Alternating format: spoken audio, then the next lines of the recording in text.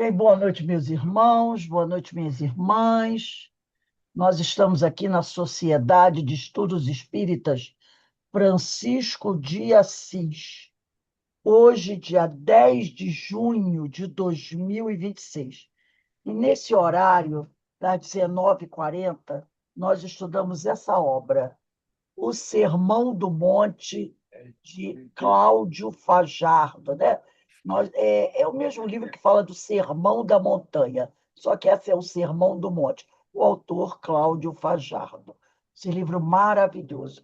Hoje nós vamos começar estudando o capítulo 10, que trata da oração dominical, né? A oração do Pai Nosso, a oração que o Senhor Jesus nos ensinou. Mas antes de iniciar o nosso estudo, vamos elevar aqui o nosso pensamento ao alto, ao nosso Pai Criador, a Jesus, né? O médico das almas, para agradecer ao Senhor pelas bênçãos que o Senhor nos envia todos os dias, em todos os momentos. Rogar ao Pai que nos dê ombros fortes para continuarmos aqui a nossa caminhada, fazendo o nosso trabalho, e pedir a Deus que abençoe todos aqueles nossos irmãos que, por algum motivo, estejam passando por situações difíceis, por grandes dores, por grandes sofrimentos. Que o Senhor tenha piedade e misericórdia desses nossos irmãos.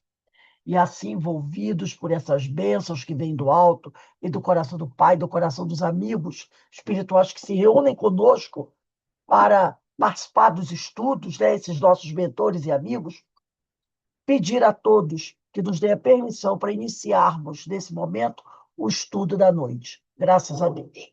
Então, como eu falei, nós vamos começar a estudar hoje o capítulo 10, Oração Dominical. E aqui, né, o Cláudio Fajardo começa com essa passagem do Evangelho de Mateus, capítulo 6, versículos de 9 até 15, que diz assim: Portanto, vós orareis assim. São palavras de Jesus. Pai nosso, que estás nos céus, santificado seja o teu nome. Venha o teu reino, seja feita a tua vontade, tanto na terra como no céu. O pão nosso de cada dia dá-nos hoje. Perdoa-nos as nossas dívidas, assim como nós perdoamos aos nossos devedores. E não nos induzas à tentação, mas livra-nos do mal. Porque se perdoardes aos homens as suas ofensas, também vosso Pai Celestial vos perdoará a vós. Se, porém, não perdoardes aos homens as suas ofensas, também vosso Pai vos não perdoará as ofensas. Então, ele inicia aqui. Portanto, vós orareis assim. Pai nosso que estás nos céus, santificado seja o teu nome. Portanto, vós orareis assim. O mestre, com o seu jeito dócil de ser, manso, né? É o cordeiro. Após nos ensinar o mecanismo da oração, dá-nos o exemplo de como realizar esta nobre ação.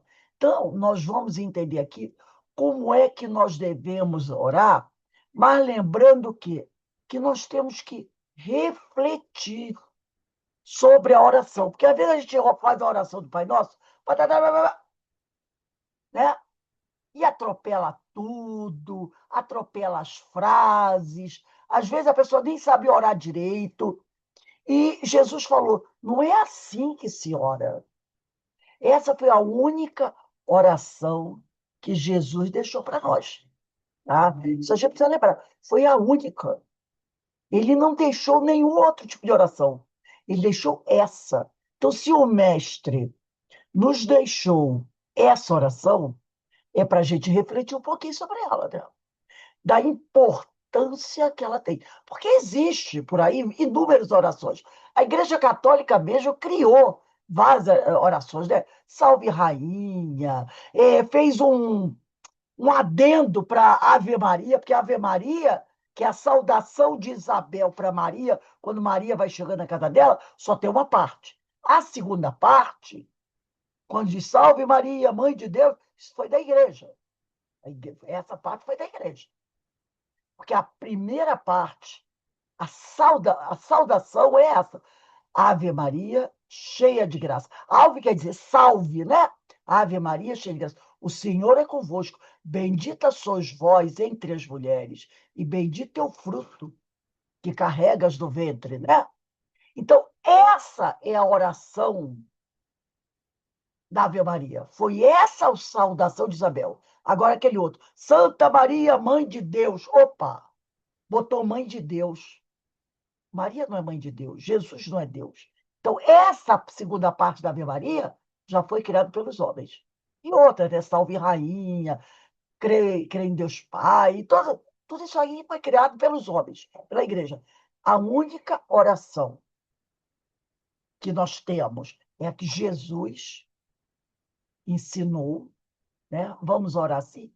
E a saudação de Isabel a Maria, que se tornou também uma oração. Tá? Se tornou uma. Porque a saudação dela ouvia a prima. E ela, como médium, Isabel, como médium, compreendeu o que estava acontecendo. Agora, a oração ensinada por Jesus é só Pai Nosso. Então, a gente tem que fazer uma boa reflexão sobre o verdadeiro sentido dessa oração. E não rezar aquilo correndo sem prestar atenção. Então, ele fala aqui, né? O mestre, com seu jeito dócil de ser, após nos ensinar o mecanismo da oração, dá-nos o exemplo de como realizar esta nobre ação. É o ensinamento completo. É de bom senso atender ao chamado daquele que sabe. Portanto, vós orareis assim. Né? Eu vou até pegar aqui o Evangelho, vou abrir aqui em Mateus 6, versículo 9, né? Mateus 6, versículo 9. Então, diz assim: Jesus, eu vou começar aqui no Mateus 5. Eu vou começar em Mateus 5. Vou ter aqui, ó. Mateus 5, Mateus capítulo 6, versículo 5. Ele diz assim: Tu, porém, está se dirigindo para a gente. Quando orares, entra no teu quarto interno, que é o teu aposento, que estudamos semana passada, e tendo fechado a porta, ora a teu pai em segredo, e teu pai que vê no segredo te recompensará.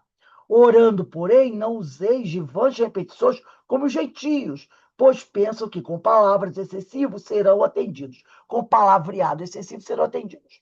Assim não vos assemelheis a eles, os gentios, pois vosso Pai sabe do que tendes necessidade antes de pedirdes a ele. Isso nós estudamos até semana passada. Agora, na aula de hoje, do Evangelho, diz assim: ora, portanto, assim. Então, Jesus está nos orientando como orar, palavra dele. Ora, portanto, assim. Pai nosso, que estás nos céus, santificado seja o teu nome. Venha o teu reino, seja feita a tua vontade, como no céu, também sobre a terra. O pão nosso diário dá-nos hoje. Perdoa-nos nossas dívidas, como também perdoamos nossos devedores. E não nos introduzas em tentação, mas livra-nos do mal. Pois se perdoardes aos homens as suas transgressões, vosso Pai Celestial também vos perdoará. Né? Porque a gente diz, não nos deixeis cair em tentação, assim na terra como no céu. Mas continua, a oração continuaria. Porque Jesus diz aqui, no capítulo 6, versículo 14: Pois se perdoardes aos homens as suas transgressões, vosso Pai Celestial também vos perdoará. Por quê? Ele nos diz aqui, na oração, né? Perdoa-nos nossas dívidas, como também perdoamos aos nossos devedores. Isso está no versículo, do capítulo 6, versículo 12, tá? Isso está no capítulo 6, versículo 12. E aí, né? Perdoa nossa, como também perdoa os nossos devedores. E não nos introduz em tentação, mas vai no mal. Mas no 6,14, ele vai explicar o porquê do 6,12. Entendeu? Porque ele disse do 6,12: perdoa-nos nossas dívidas, como também perdoa os nossos devedores. E aí ele continuou na prece, né? E não nos deixeis cair em tentação, mas livra-nos do mal. Mas aí, quando ele termina a oração, quando ele diz livra-nos do mal, tem aqui duas aspas, mostrando que a oração do Pai Nosso acabou. Mas depois que ela acaba, Jesus, no 6,14, vai explicar por que que ele disse perdoa-nos nossas dívidas, como também perdoamos nossos devedores, que está no capítulo 6, versículo 12. Percebeu como é interessante isso? Ele volta, depois de ler, ele pensa, acho que ele pensa assim, eu acho que eu preciso dar uma reforçada nesse negócio aqui, né? Eu acho que eu preciso dar uma reforçada nesse item aqui. E aí ele vai e reforça no 6,14. Não, não, desculpe. No 6,14, ele dá uma reforçada. Ele ratifica, ou melhor, explica o capítulo 6, versículo 12. Ele diz: pois se perdoardes aos homens as suas transgressões, vosso Pai Celestial também vos perdoará. Então, ele vem para ratificar o que ele tinha dito duas frases antes. Olha como é importante isso. Isso mostra como, para Jesus, a questão do perdão é relevante. Ele colocou a questão do perdão na oração, e quando ele termina a oração, ele vai falar novamente sobre a questão do perdão que está na oração, explicando para nós, né? Para que a gente realmente entenda bem direitinho a questão do perdão, né? Porque nós temos muita dificuldade de entender isso. Temos muita dificuldade de entender que nós precisamos perdoar. Então, para ele não bastou botar na oração. Ele termina a oração e aí ele volta no tema da oração e dá outra informação, outro ensinamento profundo, né? Então ele diz aqui, por isso que ele diz aqui, é o ensinamento à oração do Pai Nosso completo e de bom senso, então, atender ao chamado daquele que sabe, portanto, que é Jesus. Por isso ele disse: vós orareis assim. Pai Nosso. A existência de uma entidade superior é imanente, né? É algo, o que é imanente? É algo que é inseparável do ser. Faz parte da nossa própria essência. Por isso que ele diz é imanente no homem. Desde os primeiros instantes do rei nominal, tem-se a intuição de sua existência. Desde que o homem começou a sua caminhada, ele tem aqui, né, é, essa intuição da existência de algo superior. A gente pode ver isso nas civilizações mais simples. Eles têm uma ideia de um ser superior, de algo além do homem, mais poderoso que o homem, né? Aí eles representavam isso através do sol, da lua, das chuvas, do vento, de algo que eles não conseguiam controlar. Então, os ventos. O homem do passado sofria a ação dos ventos, das tempestades. Eles viam o poder dos raios, dos raios, e sabiam que eles não conseguiam controlar aquela tempestade, aqueles raios. Eles viam a força do sol, sabiam que não podiam controlar, tinham essa ideia, né? Então, eles tinham essa intuição que existe algo acima deles, mais poderoso que eles, né? A ideia que se fez dessa entidade evoluiu e evolui. E ao passar do tempo, né, os seres foram, cada um foram tendo uma ideia, imaginando como seria esse Deus, né? A ideia que se fez dessa entidade evoluiu e evolui, de acordo com o próprio progresso humano. Conforme a gente vai progredindo, a gente vai tendo uma ideia mais clara do que seja esse Deus. Se na infância da humanidade este entendimento indica a presença de muitos deuses, né, referenciados por tudo aquilo que não se podia compreender, o amadurecimento trouxe novos lances de compreensão, formalizando a ideia monoteísta. Vamos pegar aí o nosso livro dos Espíritos, que com certeza está na mesa de vocês, aí do lado, como o Evangelho e o Livro dos Médios também. Vamos abrir no item 1 do Livro dos Médios, do Livro dos Espíritos. Livro dos Espíritos, item 1. Está lá. Item 1, capítulo 1, de Deus. Né?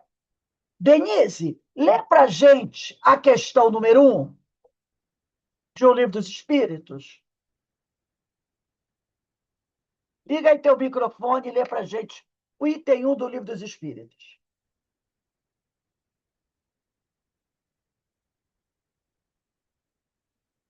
Denise, está aí? Um Vamos lá. momentinho, Rose. Isso.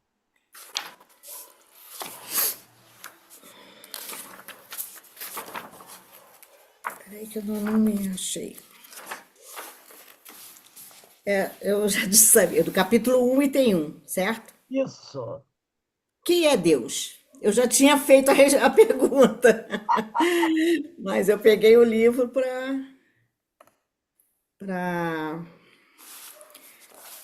Que é Deus? Pegando o Deus livro. é a inteligência suprema, causa primária de todas as coisas. A gente percebe o seguinte: ele não pergunta quem é Deus, Sim. né? Porque se ele diz quem, ele personaliza. Ele personaliza. Que é Deus, né? Então, os espíritos vão dizer, é a inteligência suprema, causa primária de todas as coisas. Quer dizer, tudo que nós conhecemos deriva do Criador. O Criador criou tudo, né? É o famoso você olhar e pensar assim, olha para o oceano, olha para o sol, para a lua, né? Olha para a natureza e pensa assim, não dá. Não dá para colocar meu nome aí. Não dá, né? Até quando você olha para uma flor, porque nós temos aí artesãos maravilhosos, não é verdade? Que são capazes de fazer desenho, fazer flores artificiais, apesar que eu não gosto muito. Negócio de planta artificial, eu não sou chegada a esse tipo de coisa. Não gosto. Mas tem gente que gosta. E tem artesãos que fazem, né, buquês de rosas, plantas artificiais, que dizem que fica melhor para botar no apartamento, porque não dá bicho, você não precisa molhar, que decora, né? E tem aí um aplicativo aí que vende essas plantas. Oh, aí ele fala, coisa maravilhosa, não morre, não dá bicho, você não precisa se preocupar com molhar, não precisa de sol, é só colocar e ficar lindo. Aí você olha assim, né? Aí aquela planta de plástico, né? Então ele fala que não dá trabalho. Não dá trabalho. É só colocar lá e deixar, né? Mas se você colocar do lado dessa planta artificial, a mesma planta, só que verdadeira, você vai ver que a beleza é totalmente diferente. Não é? Não dá para comparar. Uma rosa, pode ser a rosa mais artificial, mais perfeita que tiver. Pode ser até que o artesão bote um perfuminho nela, mas não tem a mesma textura, a delicadeza, né? O perfume. Não há fazer igual. Então, quando você olha assim, você diz, não, nenhum homem consegue fazer igual. Um oceano, as ondas, né? Que coisa maravilhosa, eu adoro o mar. O calor do sol nesse período tão necessário, que a gente está sofrendo aí com frio danado, né? Aquela brisa suave quando está um calor danado, né? Bate aquela brisa fresquinha. Gente, então não dá para você. Né? Então a gente já entende. Tudo que você percebe que não pode criar é Deus. Deus é o Criador, né? Márcia, lê a número 2 para gente.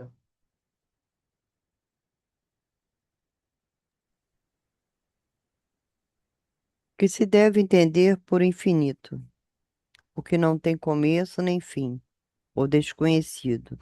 Tudo que é desconhecido é infinito. Então a gente percebe que esse infinito não é apenas aquela questão de tempo, não é? Porque quando o pessoal fala infinito, o que as pessoas pensam? Elas pensam na questão de tempo, não é? Infinito. Ah, é algo que não tem fim. É infinito. Mas olha o que ele diz aqui. Ele não trata a questão do infinito como uma questão de tempo. Ele diz o que não tem começo nem fim, tudo bem. Mas, além disso, tem mais alguma coisa. O desconhecido. Então, não é apenas uma questão do tempo, o infinito. Ele até colocou o que não tem começo nem fim. Mas ele botou como infinito o que tudo que é desconhecido. Tudo que é desconhecido é infinito. Então, o desconhecido, tudo que é desconhecido é infinito. Percebeu? Então, não é só a questão do tempo. É também a questão do que você conhece e do que você não conhece. O que nós não conhecemos é infinito. Entendeu como tem essa significação? O que eu não conheço é infinito. Porque eu não conheço. Aí, Joana, lê a terceira para gente. Vamos lá. Pode-se dizer que Deus é o infinito? Definição incompleta. Pobreza da linguagem humana. Insuficiente para definir o que está acima da linguagem dos homens. Tem a notinha aqui, deixa eu virar a página. Tem a notinha de Kardec. Deus é infinito em suas perfeições, mas o infinito é uma abstração. Disse que Deus é infinito é tomar atributo de uma coisa pela coisa mesma. É definir uma coisa que não está conhecida por uma outra, que não o está mais do que a primeira. Então, a gente não tem nem como caracterizar, definir Deus. Não dá. Não temos palavras no nosso vocabulário, não tem palavras no nosso conhecimento para definir o que é Deus. Né? Então, ele diz aqui, porque antes ele diz, o desconhecido, tudo que é desconhecido é infinito. E quando a gente fala aqui, então, se você disser que Deus é infinito, ele diz, mesmo assim, essa palavra é imperfeita. Porque quando ele diz, tudo que é desconhecido é infinito. Certo? Olha só, tudo que é desconhecido é infinito. Então, quando eu passar a conhecer uma coisa bem, essa coisa deixará de ser infinita, não é verdade? Não seria lógica? Porque ele diz que tudo que eu desconheço é infinito. Tudo que... Se alguém puder ligar a câmera, eu agradeço, porque eu estou falando só com fotos, e aí, ou então quadradinho preto, e fica uma coisa chata dessa para a gente conversar, falar aqui. Então, se alguém puder ligar a câmera, eu agradeço, porque aí eu vejo o rosto de vocês. Então, ele diz, né, que tudo que é infinito, tudo que é desconhecido é infinito. Tudo bem. Então, eu pensaria o quê? Que conforme eu for conhecendo as coisas, esse infinito vai diminuindo. Mas com Deus não vai ser assim. Porque eu nunca vou conhecer Deus plenamente. Eu nunca vou conhecer Deus plenamente. Ninguém nunca vai conhecer Deus plenamente. Nem os espíritos puros irão conhecer Deus plenamente. Então, a própria palavra infinito não dá para classificar. Não dá para explicar o que é Deus. Então, para a gente ver como essa ideia de Deus é uma ideia difícil para a gente entender, né? Então, Deus é infinito em suas perfeições. Que a gente começa a dizer, né? Ah, Deus é onipotente, onisciente, mas é muito mais coisa que nós não sabemos o que é e que nós não chegaremos a conhecer, tá? Então, agora eu vou pedir, Carmen, você pode ler a número 4?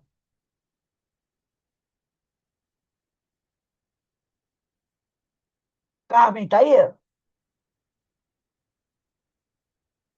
Marinês, você pode ler a número 4? Gente, por favor, alguém liga a câmera aí. Tá muito chato assim. Prova da existência de Deus. Número 4. Onde se pode encontrar prova da existência de Deus? Num axioma que aplicais às vossas ciências. Não há efeito sem causa. Procurai a causa de tudo, o que não é obra do homem, e a vossa razão responderá. Acho que é Kardec aqui. Para crer-se em Deus, basta se lance o olhar sobre as obras da criação. O universo existe, logo tem uma causa. Duvidar da existência de Deus é negar que todo efeito tem uma causa e avançar que o nada pode fazer alguma coisa. Pode fazer alguma coisa. Então, ele diz aqui, né? Para crer-se em Deus, basta se lance olhar sobre as obras da criação. Foi aquilo que eu já falei, né? O universo existe, logo tem uma causa, que é Deus, o Criador, né? Duvidar da existência dele é negar que todo efeito tem uma causa. Denise, lê a 5 para mim, por favor. Obrigada, Denise, por ligar a tua câmera.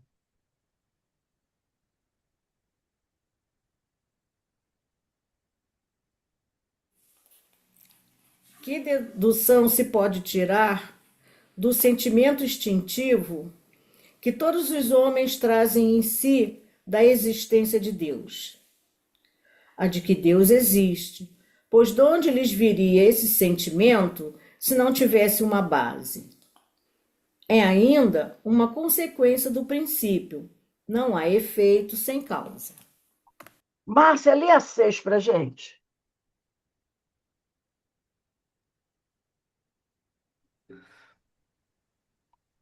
O sentimento íntimo que temos da existência de Deus não poderia ser fruto da educação, resultado de ideias adquiridas? Se assim fosse, por que existiria nos vossos selvagens esse sentimento? Se o sentimento da existência de um ser supremo fosse tão somente produto de um ensino, não seria universal e não existiria senão nos que houvessem podido receber esse ensino, conforme se dá com as noções científicas. Exatamente, né? Porque Kardec perguntou, esse sentimento íntimo que todos nós temos não poderia ser fruto da educação, resultado de ideias adquiridas? Aí é o que ele fala, né? Se fosse esse sentimento da existência de Deus fosse um produto de ensino, não seria universal. Por quê? E essas povoações mais simples? Esses primeiros homens, quem ensinou para eles? Né? Quem ensinou para o homem de Neandertal sobre Deus, sobre ser supremo? Para aqueles primeiros primatas. Quem ensinou para eles? Ninguém ensinou. Ninguém Os ensinou. indígenas também, né, Rosa? Exatamente, ninguém ensinou. Ah, tudo bem, para nós aqui da sociedade, fez catecismo da Igreja Católica, fez lá o catecismo, lá, a escolinha dominical da Igreja Evangélica, mas e os indígenas? E aqueles homens primitivos que viveram há 10 mil anos, 50 mil anos atrás? Quem ensinou para eles? Ninguém ensinou. Então, uma coisa que Ô, realmente. Rose, é Oi. tão instintivo que eles adoravam o sol, a lua, Exatamente. né? Para eles existia algo, só que não estava definido, mas eles sabiam que existia algo Tinha algo além, superior. né? É Um ser alguma superior. coisa que exatamente estava dentro deles, né? É a questão 621 do Livro dos Espíritos, não é? Onde está escrita a lei de Deus na nossa consciência. Eram espíritos ainda muito primitivos, mas já tinham isso dentro deles. Então, não foi ninguém que ensinou. Né? Então, assim, é uma coisa, né? Como ele diz aqui, é, é uma coisa que está lá no teu íntimo, né? É o sentimento íntimo que jamais foi criado junto com o espírito. Então não foi ninguém que ensinou, não teve um professor, não teve ninguém ensinando isso, né? Vamos voltar aqui ao Cláudio Fajardo, do Sermão do Monte. E ele vai dizer aqui: se na infância da humanidade este entendimento indica a presença de muitos deuses, claro. Aí eles começaram, né? É Deus Sol, Deus Lua, Deus Água, Deus Terra. Se na infância da humanidade este entendimento indica a presença de muitos deuses reverenciados por tudo aquilo que não se podia compreender, aquilo que ele não compreendia, ele acreditava ser um tipo de Deus. O amadurecimento da humanidade trouxe novos lances de compreensão, formalizando a ideia monoteísta, né? De um Deus único. Porém, o estágio de ignorância em que se achava o homem tornou necessário a figura autoritária do Criador, a disciplinar as atitudes daquele que se supunha ser superior. Então, no início, o homem sente necessidade dessa disciplina, né?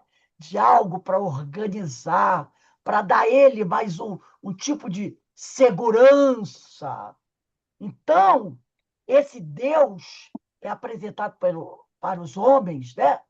De uma forma disciplinadora. Aí lá vem Abraão saindo da Babilônia, lembra? Trazendo já no povo judeu ou o povo hebraico, a ideia desse Deus único. Tanto que esse povo, como o Emmanuel já falou para a gente, no livro A Caminho da Luz, quando esse povo vem, e o povo, a gente sabe que o povo hebreu é um povo, faz parte é um dos grupos exilados de Capela, ele já chega aqui com essa ideia de um Deus único e não perde essa ideia. Não perde essa ideia, tá? Então, ele vai começar a mostrar essa figura autoritária do Criador para disciplinar. É como Moisés fez, Moisés, o grande legislador, né? Quando ele proibiu o intercâmbio espiritual. Por quê? É claro, você só proíbe o que você sabe que existe.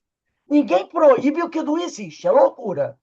Né? Alguém proibiu o que não existe. Se ele proibiu o intercâmbio, é porque ele sabia que o intercâmbio existia. Só que o pessoal estava virando bagunça. Parece até que é essa coisa que hoje não existe, né? Ah, eu queria saber com quem eu vou casar, com quem eu não vou casar.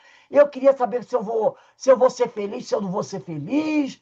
Eu quero fazer um trabalho aí para derrubar meu inimigo. Essas coisas que existem até hoje, né? Até hoje. Não tem esse negócio de tentar fazer uma bruxaria, um negócio assim, para acabar com o casamento de ciclano, porque eu quero casar com. Eu quero a mulher ou o marido do outro. Não tem isso hoje?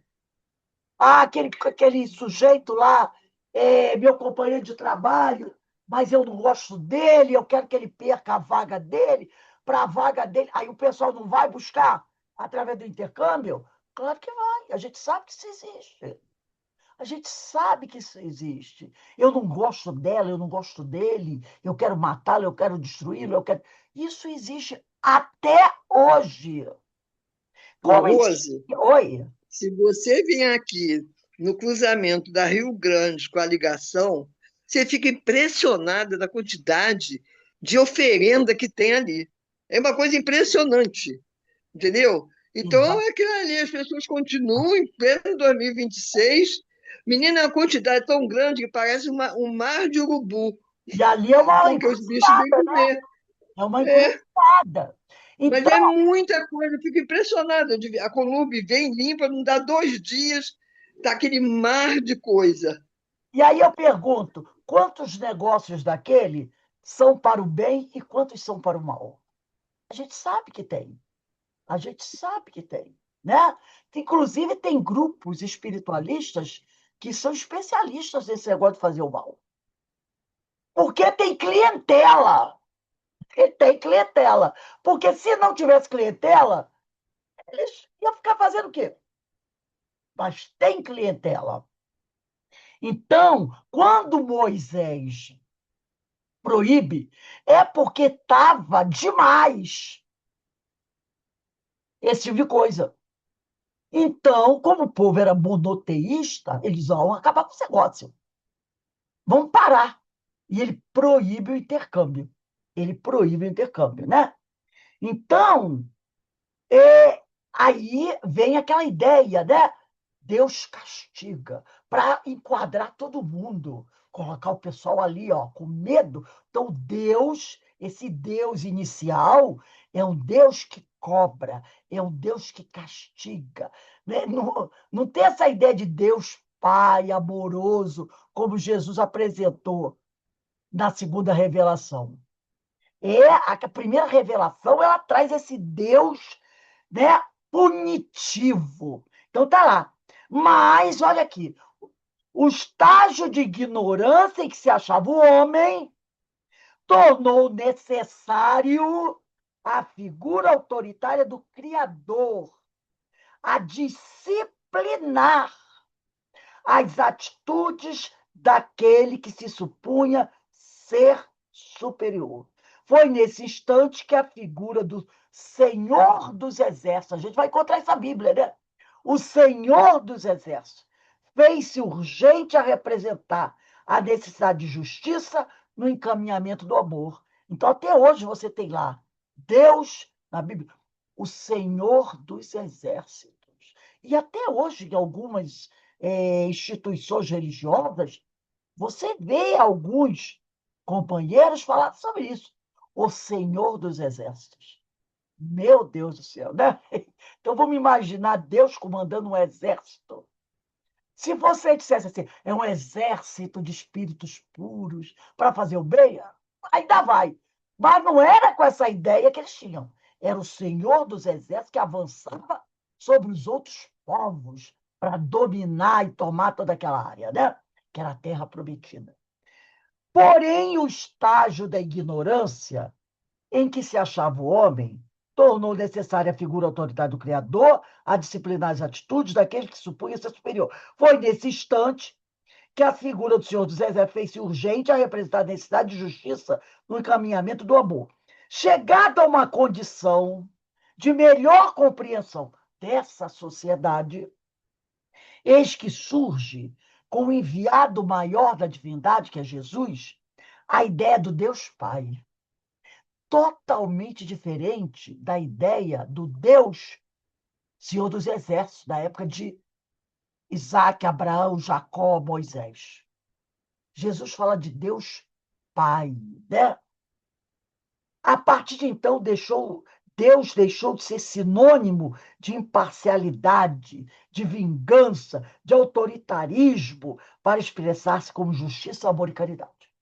Mas, voltando a falar, até hoje tem pessoas que ainda têm essa ideia de Jesus, do Pai como sinônimo de vingança. Então, quando ele diz assim, eu quero que a justiça seja feita. Na realidade, ele quer o quê? Vingança, dente por dente, olho por olho. É isso que nós pedimos. Eu quero que a justiça. Ora, não precisa falar. Você não precisa falar, eu quero que a justiça seja feita. A justiça será feita. A gente queira ou não. Mas quando a pessoa diz, eu quero que a justiça seja feita, é tipo assim, Deus não esquece não, tá? Então, quando eu digo, eu quero que a justiça, eu estou aqui fazendo o quê? Relembrando Deus que o meu caso não pode passar batido. Por isso eu disse, eu quero que a justiça seja feita. Porque eu acho que Deus precisa ser lembrado para botar meu caso em primeiro lugar na fila. Entendeu? Pegar o meu caso e botar lá, no primeiro lugar na fila. Independente de eu querer ou não querer, de eu acreditar ou não acreditar, a justiça sempre se faz.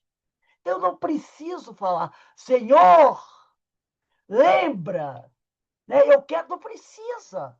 Ela vai acontecer do jeito que Deus acha que ela deve acontecer. Mas esse jeito nem sempre é o meu, o que eu quero. Quando Jesus diz ser Deus, Pai, leva-nos a uma nova visão da humanidade.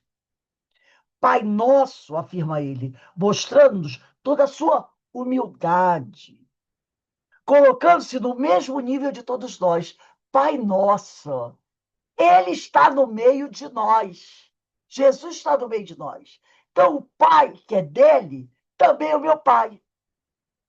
Então, se para. Aí ele mostra o quê? Se Deus ama seus filhos, todos, com a mesma intensidade, da mesma forma, então ele, que é Jesus, não pode dizer ninguém, para ninguém assim, ó, eu fui o filho que Deus enviou, então Deus me ama mais do que você, tá? Ele é nosso pai, mas entenda que eu estou aqui no primeiro lugar. Não, quando ele diz Pai Nosso, ele sabe. E Deus ama a todos da mesma forma.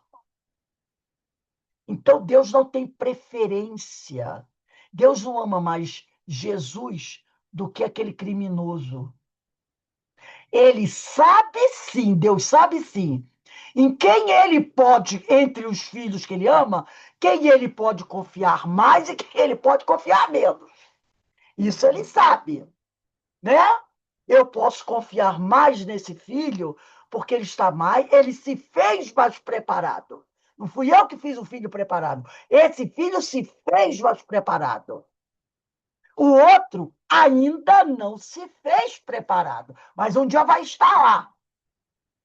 Ele sabe disso. Agora, o amor dele é igual para todos. Desde aquele espírito, o primeirão, vamos pensar assim no primeirão, o mais celeste ao menor. É o mesmo amor.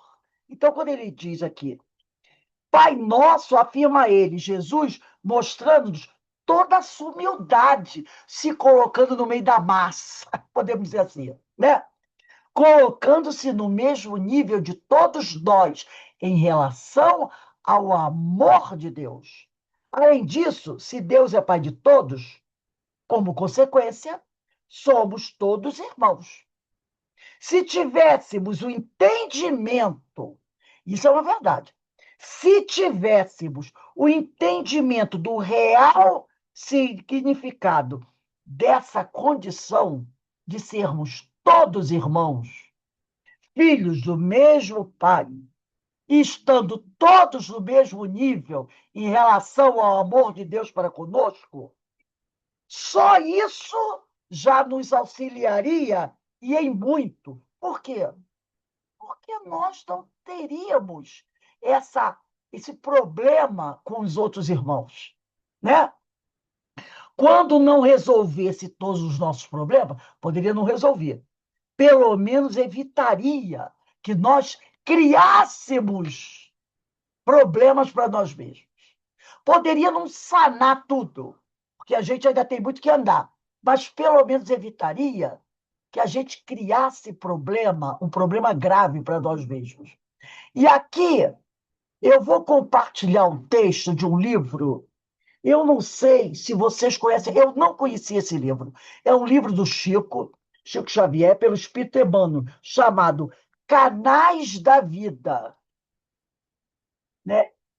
E nesse livro, deixa eu compartilhar aqui, peraí. Opa, deixa eu trazer para cá. Canais da Vida. Vocês estão vendo o texto?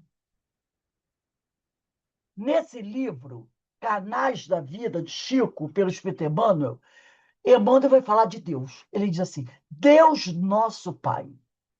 A pedra, diz o Emmanuel, sonha com a sensação de planta. A árvore aspira o instinto animal. Estão percebendo que ele está falando da escala? Né? Ele está falando da escala. Ele está falando dos tipos de reino. Reino mineral, reino animal, reino nominal. Então ele diz, a pedra, que está no reino mineral, sonha com a sensação de planta. Né? Ela que está lá embaixo sonha com outro reino, que é o reino da planta. E as plantas já têm aquela coisa da sensação, né? A árvore aspira o instinto animal. Acima do que está acima dela, acima do reino vegetal, está o reino animal. O selvagem candidata-se à luz da razão. Aquele ser primitivo já está o quê? Pensando em quê? No homem. O homem que já tem o livre-arbítrio, que já usa a sua razão. O homem deseja para si o brilho do anjo. O homem já está aspirando o quê? Ser espírito puro. Todo mundo olhando para cima, né? E o anjo, o espírito puro, né? Entrevê a celeste escada de posições que ainda lhe cabe atravessar no rumo da integração com a munificência divina. Então, os espíritos puros também continuam a sua escalada para buscar o quê? Cada vez mais se aproximar, entrar em comunhão total com o Criador. Seres em crescimento, tão distantes da sublimação, quanto o orangotango ainda se encontra longe de nós. Né? Só um instantinho, gente. Na insignificância de nossas aquisições e valores. Qualquer definição de Deus nos escapa por insuficiência de percepções e compreensão. Então, eu achei isso fantástico. Quer dizer, todos somos seres em crescimento, ainda tão distantes da sublimação, quanto o orangotango ainda se encontra longe de nós, na insignificância. E a distância do homem, do animal para o homem, dizem os espíritas, é a distância do homem para Deus. Então, é uma distância infinita, podemos dizer assim, né? Na insignificância de nossas aquisições e valores. Qualquer definição de Deus nos escapa por insuficiência de percepção e compreensão. Foi o que a gente estudou no Livro dos Espíritos, nessas questões iniciais do Livro dos Espíritos. Né? Questão 1, 2, 3, 4, 5, 6. É o que ele está trazendo aqui. Né? Essa definição de Deus. A questão 3. Poderia dizer que Deus é o infinito? Definição incompleta. Pobreza da linguagem humana. Insuficiente para definir o que está acima da linguagem dos homens. É a questão número 3, ele diz aqui. Qualquer definição de Deus nos escapa por insuficiência de percepção e compreensão. Aí continua aqui, Emmanuel. O verme defronta pela excelsitude da natureza. Jamais conseguirá, em sua condição, penetrar as leis da botânica e a ave pequenina. Gênero, né? As coisas estão acima dele. Embora refletindo nas asas tenras o fulgor solar. Não pode analisar os fenômenos da luz. Entretanto, o verme e a ave atendem às funções que lhes cabem na economia do mundo e envolvem, dia a dia, para mais altos recursos da forma, no caminho do progresso constante. Ele é o verbo, né? Então, ele diz aqui, o verme defronta pela vicissitude da natureza. Jamais conseguirá, em sua condição, penetrar as leis da botânica. E a ave pequenina, embora refletindo nas asas terra o fulgor solar, não pode analisar os fenômenos da luz. Entretanto, o verme e a ave atendem às funções que lhes cabem na economia do mundo. Eles têm uma função e eles atendem essa função. E enquanto atendem essa função, eles envolvem dia a dia, estão em evolução para mais altos recursos da forma no caminho do progresso constante. Seria temeridade de nossa parte desafiar a divina sabedoria com qualquer classificação de seus atributos, né? Deus é onipotente, onisciente, onipresente, e a gente desafiar essa divina sabedoria, buscando colocar Deus dentro dessa classificação, seria uma temeridade. Espíritos humanos em desenvolvimento no corpo físico ou fora dele são os nossos irmãos desencarnados. Não podemos trair a posição que nos situamos, competindo-nos por agora. Não a veleidade de compreender o plano do universo, mas sim a obrigação de acatar os desígnios, abraçando o serviço que a lei nos reserva no campo de aperfeiçoamento que nos cabe lavrar. Exatamente como o verme e a ave. Nós, espíritos humanos, assim como o verme e a ave, temos nossas funções na economia do mundo. Temos nossas funções. E nós temos que acatar os desígnios divinos, abraçando o serviço que a lei nos reserva no campo de aperfeiçoamento que nos cabe lavrar. Ainda assim, diz Emmanuel, se buscamos exata notícia do Criador, adotemos a de Cristo, que nolo revelou na posição de nosso Pai. Queremos saber notícia de Deus? Quem é Deus? Que é Deus? É nosso Pai. Foi o que Jesus nos deu de informação. Nosso Pai que nos provê de recursos em todas as necessidades. E que se a curva amoroso e solícito na proteção para todas as criaturas. Porque Ele ama todos da mesma maneira e dá oportunidades a todos e protege a todos. Nosso Pai que vela pela magnificência dos astros. Ninguém vê a Lua, o Sol, Júpiter, Saturno saindo, né, lá da sua elipse. Ninguém vê. Todos eles estão lá há milhões e milhões e milhões de anos. Girando, fazendo os movimentos de rotação, os movimentos de translação. Tá? E Deus vela pela magnificência dos astros, com a mesma ternura com que sustenta a larva, que é o verme, o do subsolo, o pássaro no ar. Né? Em verdade, por agora, nossa inteligência é demasiado estreita ainda, né? Para conter qualquer conceituação do infinito.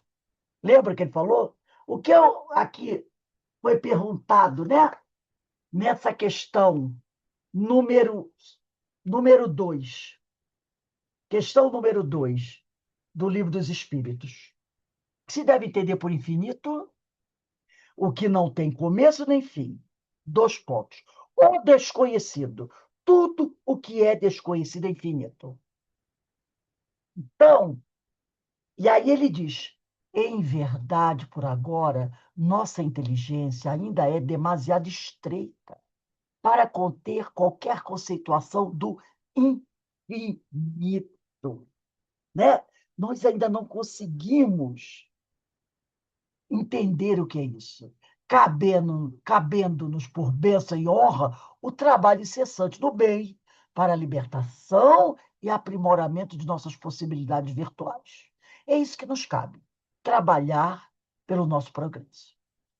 Pelo coração, no entanto, ser-nos-á possível buscar o exemplo de Jesus e sentir o Supremo Senhor por nosso Pai de sabedoria e misericórdia, pelo coração, pelo sentimento.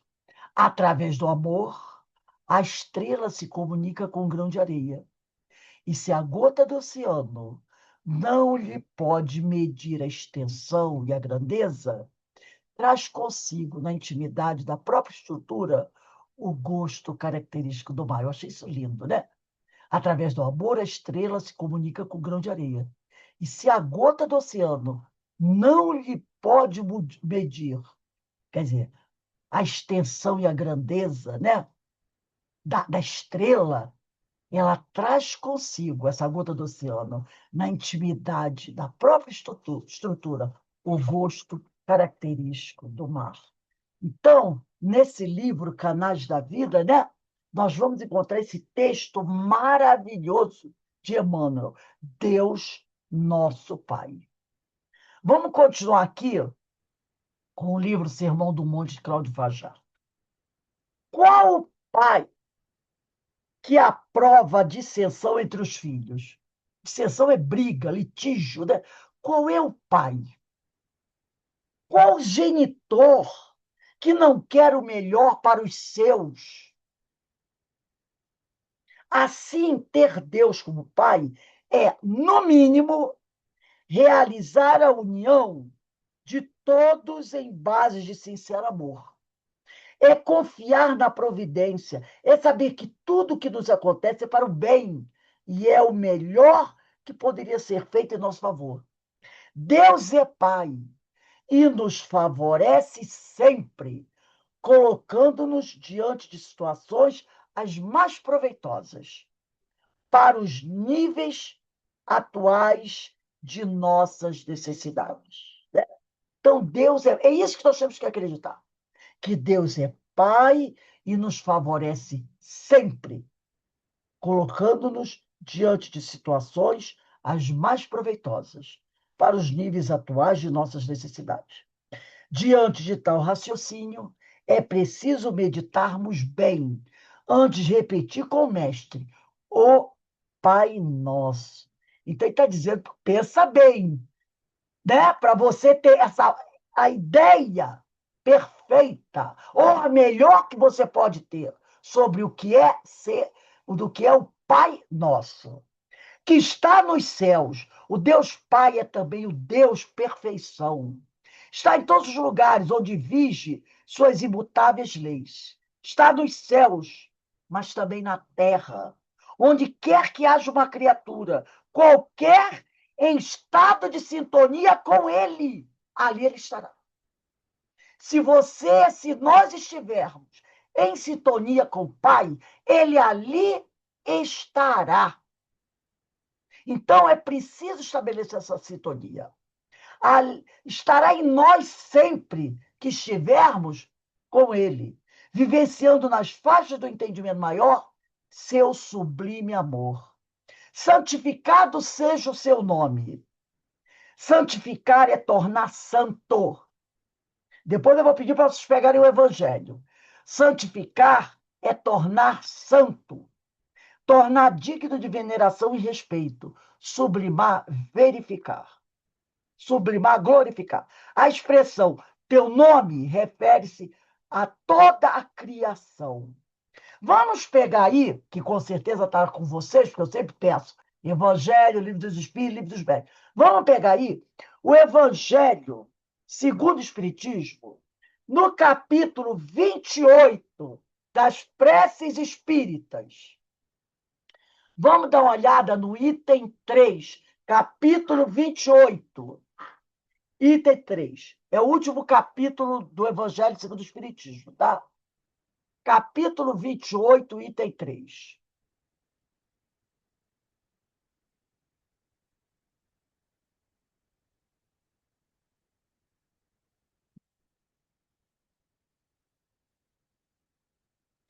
Olha o que está lá. Pai nosso que estás nos céus, santificado seja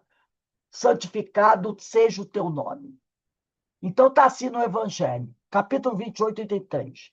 Cremos em ti, Senhor, porque tudo revela o teu poder e a tua bondade.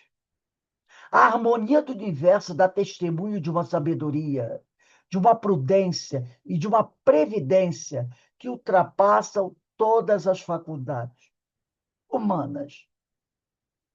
Em todas as obras da criação, desde o raminho de erva minúscula e o pequenino inseto, até os astros que se movem no espaço, o nome se acha escrito de um ser soberanamente grande e sábio. Por toda parte se nos depara a prova da paternal solicitude. Cego, portanto, é aquele que te não reconhece nas tuas obras. Orgulhoso, aquele que te não glorifica. Ingrato, aquele que te não rende graças. Então, ele coloca aqui, né? Cego é aquele que não te reconhece nas tuas obras. Orgulhoso, aquele que não te glorifica. Ingrato, aquele que te não rende graça. Então, ele fala do cego, do orgulhoso e do ingrato. Aqui, né? Que não sejamos nenhum de desses. E aqui ele vai dizer aqui, santificar o nome do Senhor, portanto, significa respeitar, sublimar, glorificar toda a criação. É atender ao objetivo a que fomos chamados pela vida. É cumprir as determinações da lei natural. É estar em perfeita conexão com o Criador. Então, santificar o nome do Senhor significa respeitar, sublimar, glorificar toda a criação, atender ao objetivo que fomos chamados pela vida. Qual é o objetivo? Progredir. Esse é o objetivo que nós somos chamados pela vida. Fomos chamados a progredir. É atender ao objetivo a que fomos chamados pela vida. É cumprir as determinações da lei natural. Então, santificar é estar em perfeita conexão com o Criador. Para a gente terminar a aula de hoje, a próxima aula, vamos anotar aí antes de eu fazer a leitura aqui. Será dia 17, coloca aí. Venha o teu reino, seja feita a tua vontade, tanto na terra como no céu. Venha o teu reino. 17/6/26. Antes da gente encerrar, eu trouxe aqui um livro, eu não sei se vocês conhecem. Esse livro é do Augusto Cury. Os Segredos do Pai Nosso, a Solidão de Deus. Os Segredos do Pai Nosso, de Augusto Cury. É lindo esse livro, gente. É lindo. Não sei se vocês conhecem. Os Segredos do Pai Nosso, de Augusto Cury. E aqui nesse livro, no capítulo 8, eu tirei uns trechinhos, ele vai dizer assim: a oração do Pai Nosso, ou melhor, ele diz, na oração do Pai Nosso, vamos prestar bem atenção nisso, gente. Na oração do Pai Nosso, não há nenhuma referência aos privilégios dos filhos. Perceberam isso? Porque a gente adora o privilégio, né? A gente adora o privilégio. Mas ele coloca aqui, o Augusto Cury. O livro é esse aqui, ó, para quem chegou agora. Os Segredos do Pai Nosso, de Augusto Cury. Então, no capítulo 8, ele diz: na oração do Pai Nosso, não há nenhuma referência aos privilégios dos filhos. Como vimos, Jesus não promete. Eu achei muito interessante isso. Jesus não promete aos que procuram Deus um jardim sem espinhos. Então, Jesus não disse assim: olha, aceitem Deus como vosso Pai e vocês viverão no mar da tranquilidade. Ele não disse isso. Ele não prometeu a nenhum de seus filhos um jardim sem espinhos. Em todo o sermão da montanha, Jesus, insiste que é necessário lapidar a arte de pensar. Eu achei essa expressão fantástica. Lapidar, é necessário lapidar a arte de pensar. Por que que a gente quebra tanto a cara? Porque a gente não faz isso. A gente não faz a lapidação da arte do nosso pensar, não é verdade? Veio, a gente manda. Então, ele disse aqui, em todo o Sermão da Montanha, Jesus insiste que é necessário lapidar a arte de pensar. Aprender os caminhos da compaixão, da mansidão, da capacidade de se doar, sem esperar compulsivamente o retorno.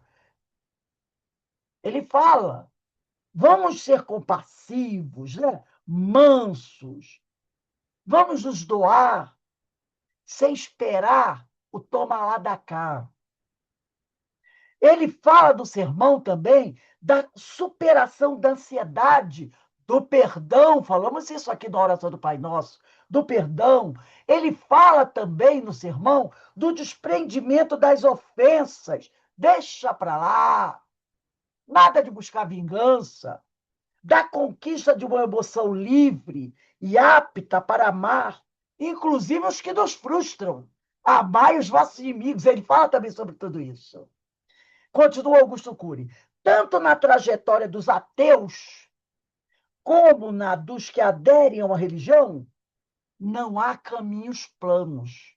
Nem para os ateus, nem para os que acreditam em Deus, não acreditam em Deus, e nem para nós que acreditamos, não há caminhos planos. Jesus não promete isso. Não há altares festivos e ausência de intempéries. Muito pelo contrário, né? Lembra daquela passagem de que os discípulos estão no barco e surge a tempestade e eles ficam apavorados com a tempestade, com medo da morte? É necessário, diz o Augusto Cury, cultivar as flores, lavrar a terra e, às vezes, irrigá-la com lágrimas. Também faz parte, né? Às vezes, de irrigar a terra com lágrimas. O processo é mais complicado e complexo do que muitas vezes a gente pensa.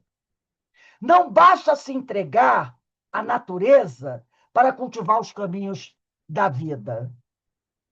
Para o mestre dos mestres, que é Jesus, a vida é longa para errar e construir conflitos, e curta para acertar e construir sabedoria. Porque, né, eu achei também isso fantástico. A vida é longa para errar e construir conflitos.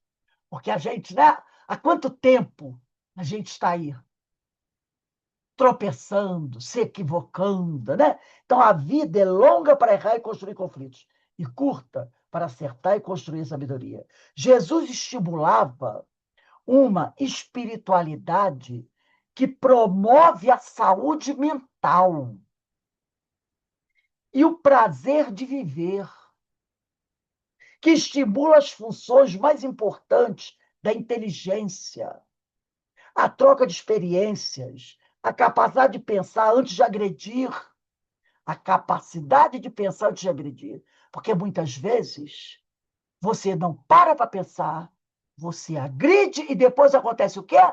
Você sofre, porque você não pensou antes de cometer aquele ato. Então, ele fala aqui, né, que Jesus estimulava uma espiritualidade que promove a saúde mental e o prazer de viver, que estimula as funções mais importantes da inteligência, a troca de experiências, a capacidade de pensar antes de agredir, a capacidade de enxergar um problema por vários ângulos. Então, olha que texto maravilhoso, né?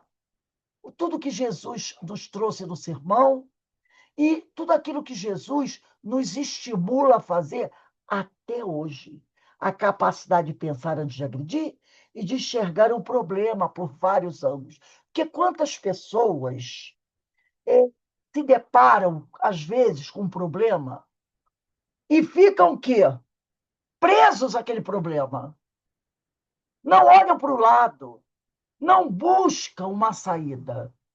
E aí se enterram, se congelam e ficam ali, travadas, sem conseguir encontrar um caminho.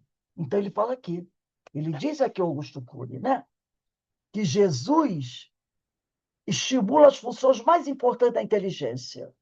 Estimula a troca de experiência, a capacidade de pensar, de agredir e de enxergar um problema por vários ângulos.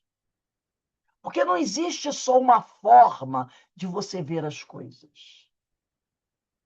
Você pode olhar por outros ângulos e aí você vai encontrar a saída para o problema. E o que é que nos falta muitas vezes? Nós somos engessados. Não somos flexíveis. Não estimulamos a nossa inteligência. Não estimulamos a nossa inteligência, que é fazer aquele exercício de refletir, meditar em cima daquilo que nós estamos vivenciando. E meditando, nós vamos encontrar a saída. Por isso ele fala a capacidade de enxergar o problema por vários ângulos. Né? Como, por exemplo, às vezes a gente pensa assim, isso é o fim, é um castigo. Não, pense assim, isso é um processo educativo. Né? Eu estou recebendo um ensinamento. Jesus está querendo me ensinar alguma coisa. Então, vou tentar agora descobrir o que é que Deus, que Jesus, que os amigos espirituais estão tentando me ensinar. Se eu buscar enxergar esse problema por vários ângulos, com certeza vou achar a saída para as dificuldades. Perceberam como foi interessante esse estudo? E como é interessante esse livro, gente, eu falo para vocês, ó, Os Segredos do Pai Nosso, de Augusto Cury. É maravilhoso esse livro, gente. É maravilhoso. Eu achei o meu no sebo. E tem um outro volume, o volume 2, onde ele continua estudando a questão do Pai Nosso. Alguém gostaria de comentar alguma coisa sobre os temas da aula de hoje?